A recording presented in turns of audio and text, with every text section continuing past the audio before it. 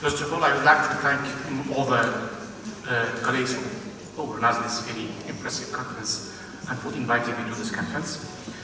And the second thing is that I started to work on this movement on Turkish policy in Central Asia and Turkish Islamic education influences in Central Asia. That is the first time I present my paper in Central Asia on this topic, because I was invited to France in different countries. That's my first presentation. And I consider this as a sort of dialogue between you and me, because you know the Turkish schools here, they're very famous, very popular. So I'm really glad and happy to be here with you. Thank you very much again for the invitation. So in this presentation, actually I don't want to present the situation of Islam before and after the Arab Soviet Union. It's not my topic. And I don't want to present all the Turkish Islamic influence in Central Asia, because it will be very complicated, very long. But I'd like to limit my discussion on one aspect of this Turkish Islamic influence in Central Asia.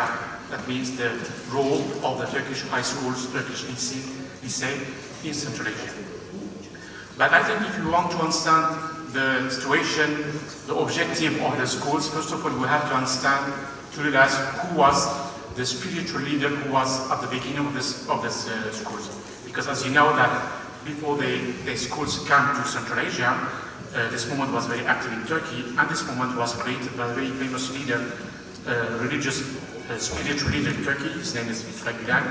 He's still alive. He's in the United States. So he was born in Turkey, in the east part of Turkey, near Erzurum, not far from Armenia and Georgia. And he was, at the beginning, he was an imam, a preacher, who was a sort of employee by the Turkish very official Diyanet, the Ministry of Religious Affairs. And then he created a sort of movement. And I would like to give the most important dimension of that movement. First of all, this is a sort of, at the beginning it was very influenced by some of mysticism, by the Tariqat Qadiriyya and by other Islamic education movements in Turkey. And one of them was Said Nursi. Said Nursi was before him a very important Islamic thinker in Turkey, and he has influenced the ideas of Friedrich Ebert, and there is a sort of mysticism at the beginning of this movement.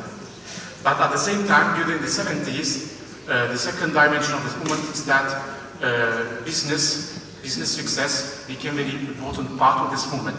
It was created in the 70s, and then in the 80s, this movement became very important because in January 1980, it was a sort of turning point in Turkey, because before that, the Turkish economy was a sort of Soviet economy, because it was the state was very important, but after the reforms introduced by Turgut Özal, Turkish economy became very liberal, and it gave the possibility for different Islamic organizations to be successful in the economic sphere. This is very important.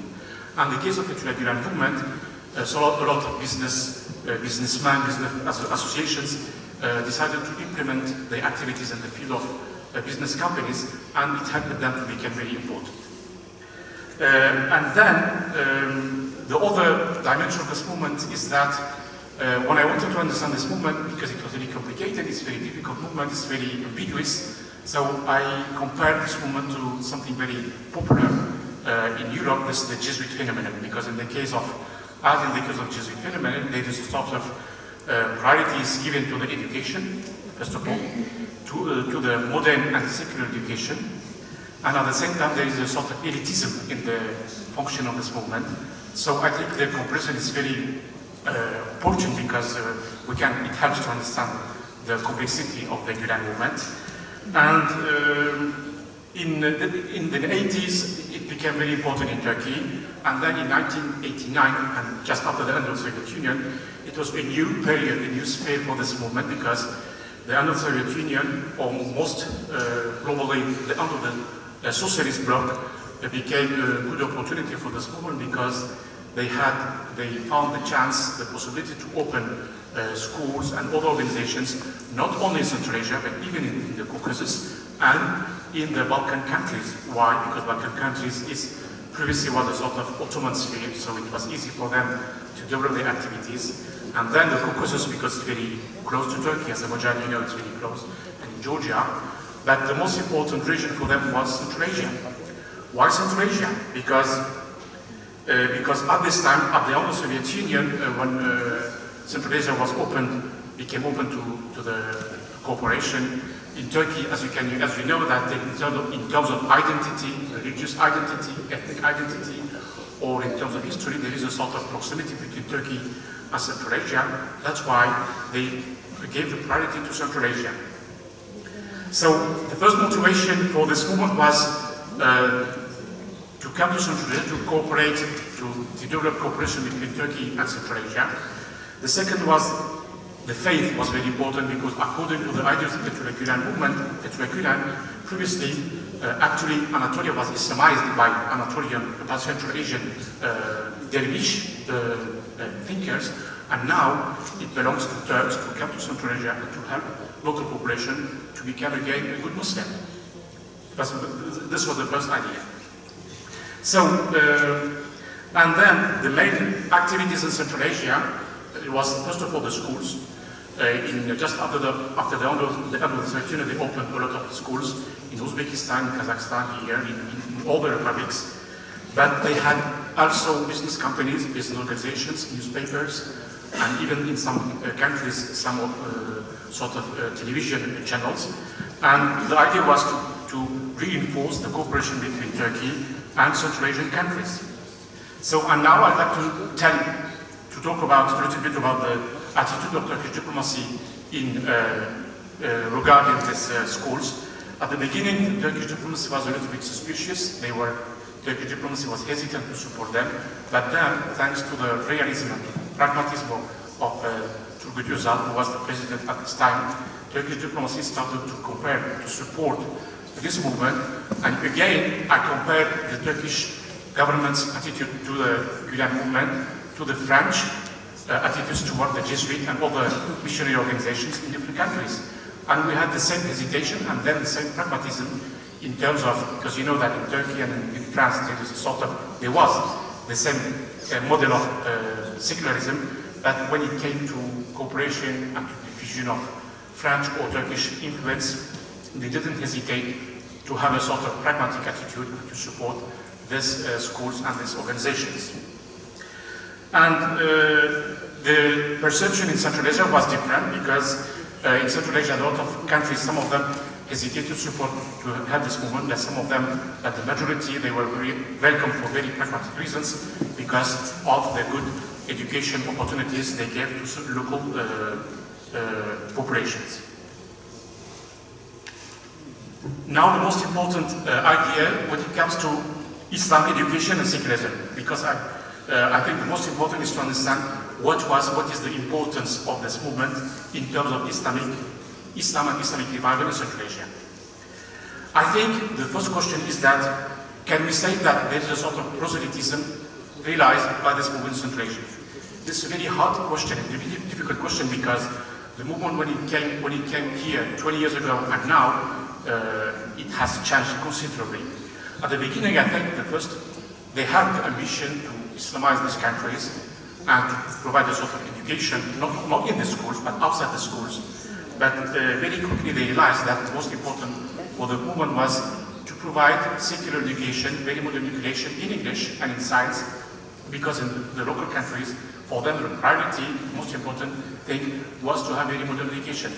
That's why we can say that in the majority of the schools, priority, there is no Islamic education, and they don't want to have Islamic education because for them the most important is to provide, like the Jesuit phenomenon, a sort of modern education. But at the same time, the question is that how is it possible for a religious or Islamic movement to be in Central Asia, to open schools, but at the same time not to try to implement its ideas? This is very complicated, and I was very stressed by this question when I realized my field research. But I think one part of this equation was resolved by Gülen himself by the following method. And I remember that I had a lot of discussion with several important leaders of the movement here in Turkey and France and the United States. So according to Gülen, for him, the most important today is not to make dawah or tabligh, because there is a sort of influence, a lot of organizations doing this. And for him, the most important is not to spread Islam by mentioning prayer, namaz, or Islam. But for him, there is a new method, and the method it's not tabligh or dawah or jihad, but it's tamsil.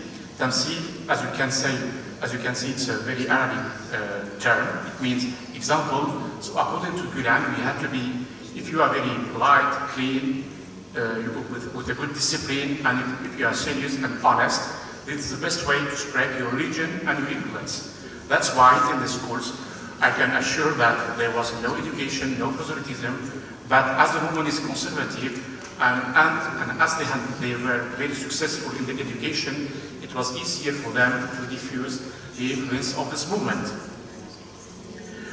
And then, when we talk about the Turkish Islamic influence in Central Asia, I think it's more appropriate to talk about Diyanet, the Turkish state, and other organizations, other Islamic movements, because the Diyanet, as you know, despite the fact that Turkey is a very secular state, they had a very influential contribution to the Islamic development in Central Asia, but it was not the Gülen movement contribution, it was the very official Turkish policy, and there was a sort of demand in local countries to have a sort of Turkish Islamic influence in these countries. And the other movement, other non-Gülen, but other movements like Naqshbandi or Süleymanca, I can define them during the discussion if you want, they played a very important role in the diffusion of Turkish Islamic influence in these countries. And I visited them, some of them even yesterday, and they continue to provide some education, Islamic education. But it's not the case of the Gülen movement, because for them the most important is to have secular education. And now in the history of movement in Turkey, and here there is another very important turning point. This was the political crisis in Turkey. In 2013, in December, there was a big crisis between this movement, Gülen movement, and the Turkish government for very complex and very unclear, very ambiguous reasons. We can talk about this crisis after the discussion, but that's why we can say that now this is a new period for this movement in Turkey and abroad. In Turkey, the influence of the movement will diminish because of the division between him and the government for very complicated reasons. But I think the divorce, the rupture between this movement and the government will have a sort of impact even abroad in other countries. Sometimes in Central Asia, sometimes in other countries, and I think it will be a new phenomenon, a new period for the movement, for the future of this movement. For the conclusion, I will conclude very briefly telling that I think that the Gülen movement is a very exceptional movement in the Islamic world, because I think that this is the first time that we have an Islamic movement where the priority is not to give education, Islamic education, but to give a sort of secular education. This very exceptional dimension of this movement complicates our understanding of this movement, because this is the first time that we have such a movement, because I compare this movement to another very international movement, which is the Tabligh Jamaat, which is very active in Kyrgyzstan, but they are not the same. The only common point between Tabligh and the Gülen movement is the transnationalism, but other aspects are completely different. So I think now, after 25 years of activism in Central Asia, we can say that they contributed to making new elites. These elites are not religious, but very moderate and very conservative. And at the same time, they are very patriotic and very open to the multinational cooperation. And that's why it's a good thing for this movement to have to be very influential. And that's why the services are very appreciated in these countries. And for this reason, I don't think it will be easy for the Turkish government to push local authorities to close the activities of this movement. But this is a question you know maybe better than me, and I'm very ready to cooperate, to discuss with you. Thank you very much. Thank you very much. Thank you very much, Bayram, for this very interesting, stimulating contribution. I do think